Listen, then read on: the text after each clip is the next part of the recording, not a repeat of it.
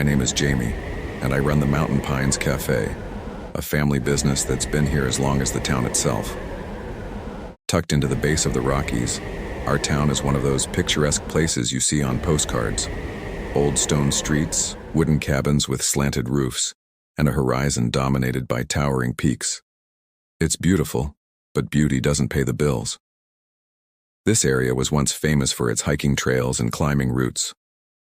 Tourists flocked here in the summer, drawn by the promise of crisp mountain air and the challenge of scaling rocky summits.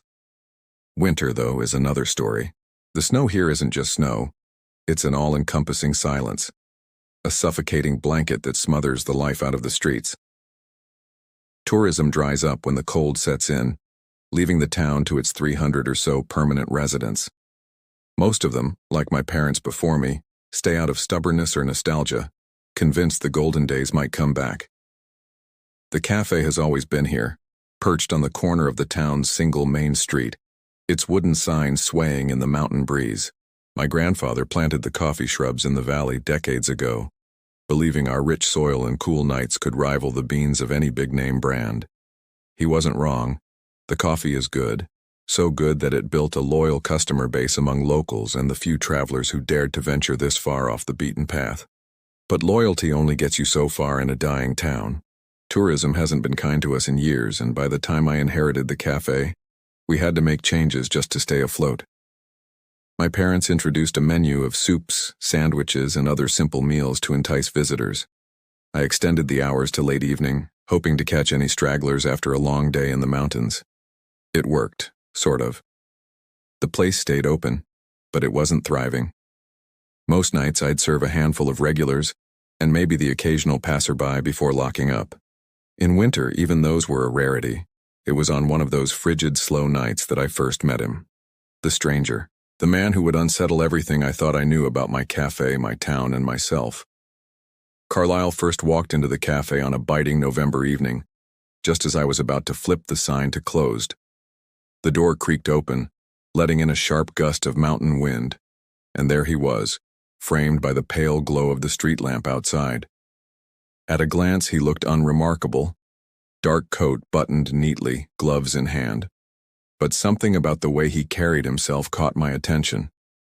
He moved with a deliberate ease like a man who knew exactly where he was going and why. His face was sharp, almost gaunt, with high cheekbones and a jawline that might have been attractive if it weren't for the coldness in his expression. His pale blue eyes, set deep under dark brows, were strangely piercing, the kind that seemed to see more than they should.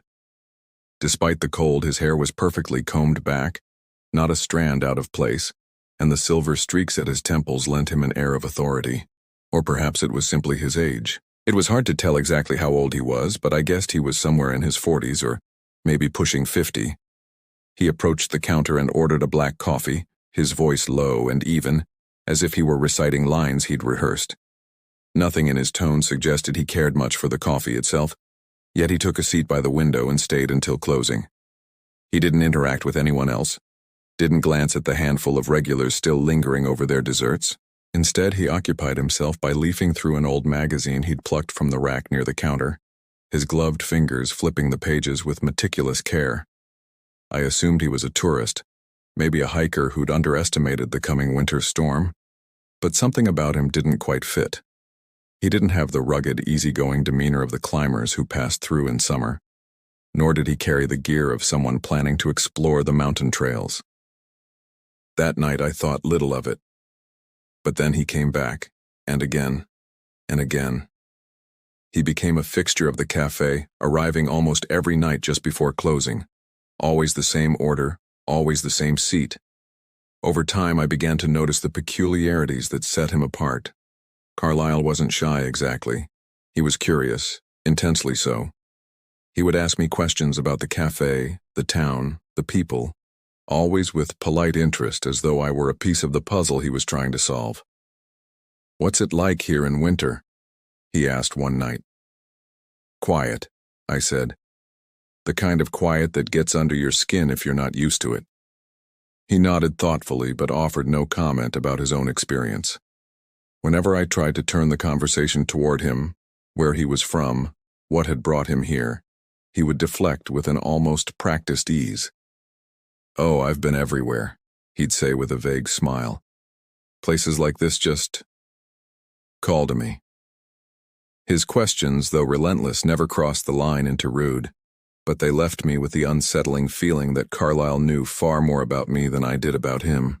He rarely spoke to anyone else in the cafe. When he wasn't asking me questions, he busied himself with our collection of old newspapers and magazines. On the rare nights when no one else was around, he would watch the local news on the small TV above the counter. His gaze would lock onto the screen with an intensity that bordered on obsessive, as though every word spoken by the anchors carried some hidden meaning only he could decipher. One night, as the snow began to pile up outside, the local news broadcast a story that caught everyone's attention. A teenage girl from a nearby village had gone missing, last seen near a wooded trail on the outskirts of town. Her photo appeared on the screen, a bright, smiling face framed by blonde curls. The anchor explained that she'd been missing for over 24 hours, and search parties were scouring the area. Carlyle was unusually quiet that night. He didn't ask his usual questions or make his cryptic comments. Instead, he turned his chair toward the TV, his eyes fixed on the screen. His expression was unreadable, but the intensity of his gaze sent a shiver down my spine. He stayed like that for several minutes, not touching his coffee, barely blinking. When the broadcast ended, he leaned back in his chair and let out a quiet sigh. "They're not going to find her," he said, almost to himself. I froze mid-wipe, the rag in my hand still pressed against the counter. "What do you mean?" I asked, trying to keep my voice steady. He glanced at me, his pale eyes gleaming with something I couldn't place. "The police are looking in the wrong place," he said matter-of-factly. "If they keep going that way, they'll never find her. Not alive, anyway." His words hit me like a punch to the gut. "She's only been missing a day," I said, trying to sound hopeful. "There's still time." Carlyle shook his head. "They'll find her soon enough," he said, his tone unnervingly calm. "Her body, I mean. Probably by tomorrow. Just not where they're looking now." A cold knot formed in my stomach. How do you know that?" I asked, my voice barely above a whisper. He smiled faintly, almost amused. "Just a guess," he said, pushing back his chair and standing. "People disappear in the mountains all the time. It's not hard to predict how these things end." He left a few bills on the counter, grabbed his coat, and walked out into the night. His coffee sat on the table, half finished. I stared at it for a long time after he was gone, my mind racing. His certainty, the way he spoke about that poor girl, didn't feel like a guess. It felt like a statement of fact. The next morning, the news confirmed my worst fears. The girl's body had been found near a frozen creek, miles from where the search teams had been focusing. The discovery shocked the town, but I wasn't surprised. Carlyle had been right. Eerily, disturbingly right. It was the kind of night that made the world feel impossibly small and unbearably vast all at once. The snowstorm had been raging since early afternoon, a relentless cascade of white that erased the familiar outlines of the mountains and swallowed the town in a suffocating silence. The wind howled through the narrow streets, rattling window panes and piling snowdrifts against doorways. The cafe was a small island of warmth and light in the otherwise frozen landscape, the glow from its windows barely reaching the snow-covered road. I was about to close up when the door creaked open, letting in a gust of icy wind and a flurry of snowflakes. Carlyle stepped inside, brushing the frost from his coat. He wasn't shivering, though the storm outside was cold enough to freeze your breath in midair. As always, his presence felt heavier than it should have, as though he carried some unseen burden into the room with him. He moved to his usual seat by the window, ordered his usual black coffee, and sat in silence. For a long while, he simply stared out at the swirling snow, his pale blue eyes distant and unreadable. The storm seemed to amplify the tension in the room, the howling wind outside a constant reminder of the isolation of our little town. Near closing, Carlyle finally broke the silence. "Jamie?"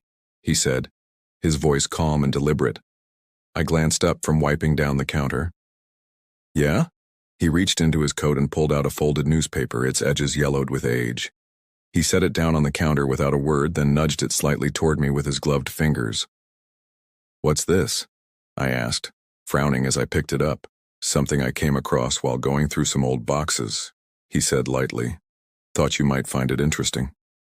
The paper was brittle to the touch, and as I unfolded it, I saw the faded date, June 15th, 1999. My eyes skimmed the headline, "Brutal Murder in Suburban Kansas Shocks Community, Suspect Still at Large." Beneath it was a grainy photo of a young man with sharp features, round glasses, and an expression that was both calm and defiant. There was a certain boldness to the way he stared into the camera, a hint of something almost daring. The image gave me pause. The man in the photo was young, no older than his early 20s, with sharp cheekbones and a gaze that seemed to cut straight through the lens. His expression was unsettling, not outright threatening, but it carried a sense of unshaken confidence, even arrogance. Something about his face lingered in my mind, but I couldn't quite place it. The sharp jawline, the defiant tilt of his head, they felt familiar, though I couldn't say why. "Huh," I murmured, folding the paper and setting it back on the counter. "Why show me this?" Carlyle leaned back slightly in his chair, his gaze moving from the window to me. "No particular reason," he said with a faint shrug. "I thought the story was interesting. That's all." "Interesting," I echoed, my voice flat. "I don't really follow murder cases." He smiled faintly, the corners of his mouth barely moving. "Most people don't." I hesitated, then added offhandedly, "Well, I guess whoever this guy was, hopefully they caught him by now."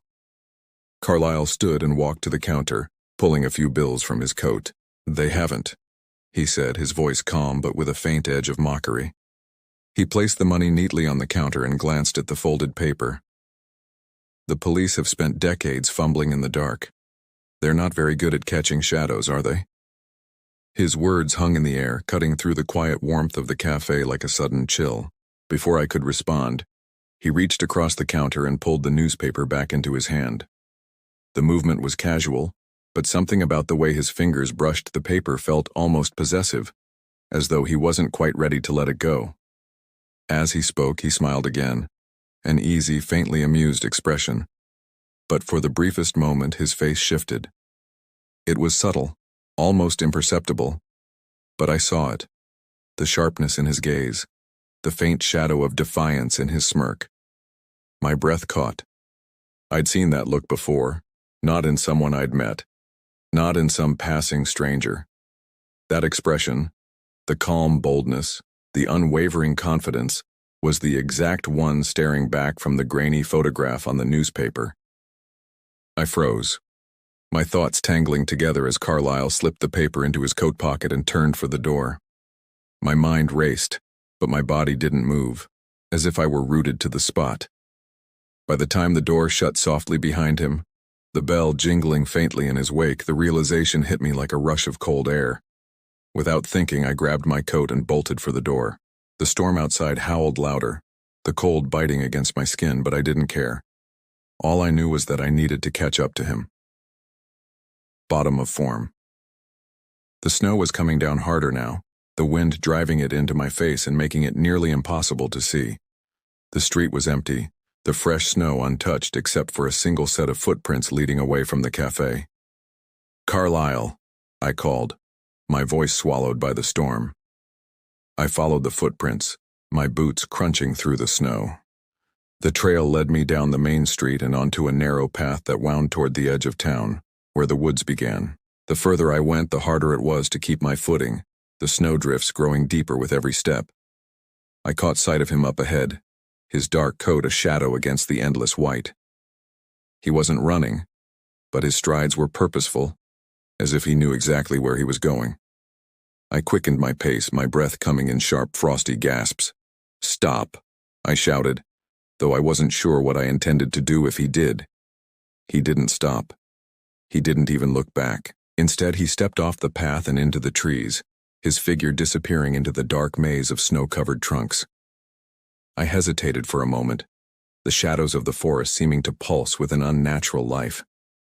Then I plunged in after him. The woods were eerily quiet, the storm muffled by the dense canopy of branches overhead. Carlyle's footprints were harder to follow here, the snow thinner and patchy in places. I stumbled forward, my heart pounding, my eyes straining to catch a glimpse of him. And then suddenly the trail ended. I stopped, looking around frantically. There was no sign of him. No footprints, no movement, nothing but the stillness of the trees and the faint whisper of the wind. It was as if he'd vanished into thin air.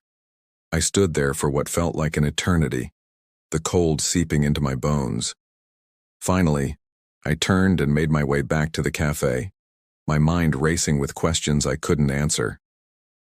The newspaper was still on the counter when I returned, the headline glaring up at me like a warning. Carlyle never came back after that night. For weeks I replayed the encounter in my mind, trying to make sense of it, but the more I thought about it, the more certain I became that Carlyle wasn't just an odd drifter with a taste for coffee and old newspapers. He knew things he shouldn't have known. And he had left me with the unsettling feeling that our paths had crossed for a reason, though what that reason was, I still don't know.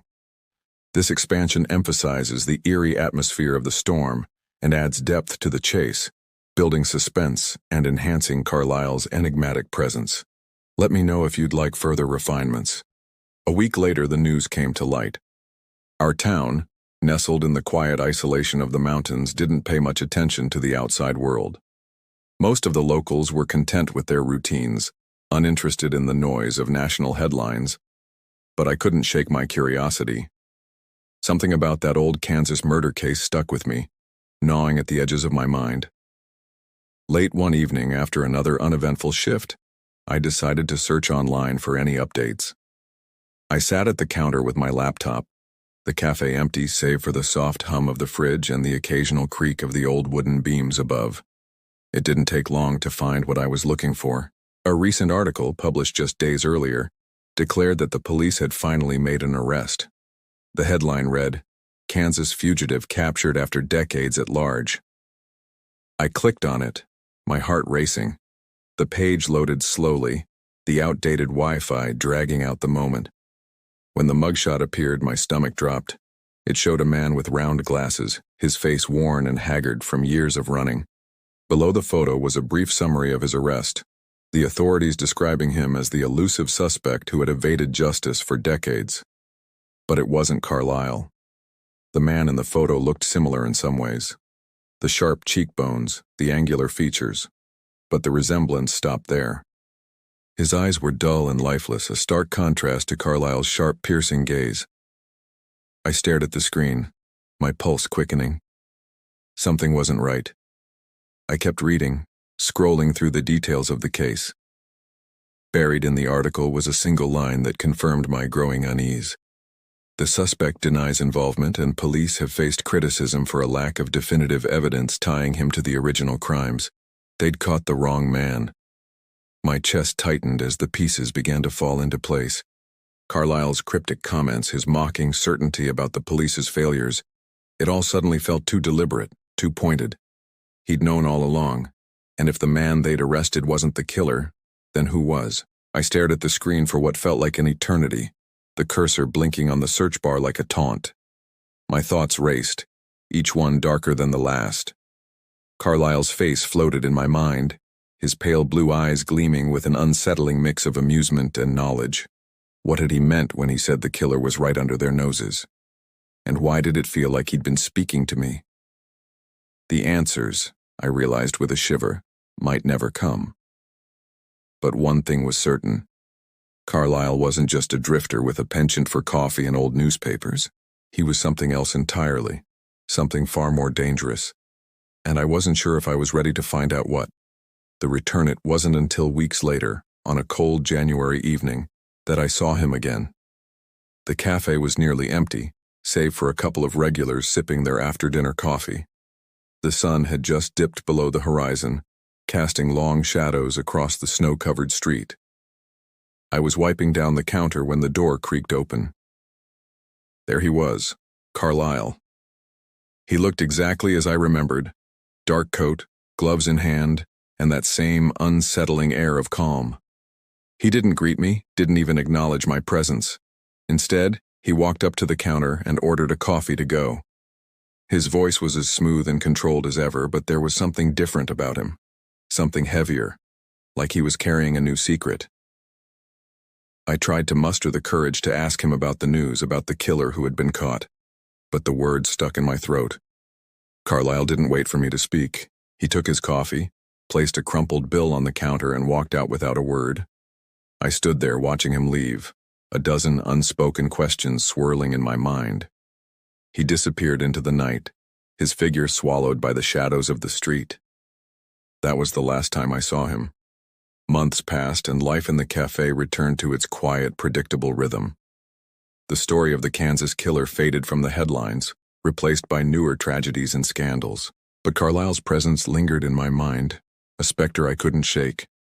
Sometimes when I closed the cafe late at night, I'd catch myself glancing at the door, half hoping and half dreading that he'd walk in again. Other times I'd lie awake, replaying our conversations and trying to piece together the truth about him. Was he just an eccentric drifter with a morbid sense of humor? Or was he something far darker, a shadow that had slipped through the cracks of the world and into my little cafe? I never found the answers. But every so often I'd hear a snippet of news, a missing hiker, an unsolved disappearance, and wonder if Carlyle had been there, watching from the shadows, his pale blue eyes gleaming with secrets only he could understand. The cafe is still here, a warm refuge in the heart of a cold, lonely town. But it feels different now. The air is heavier, the shadows longer, and sometimes, when the wind howls through the streets and the snow piles high against the windows, I find myself thinking of Carlyle and the lingering, terrifying possibility that our paths might cross again.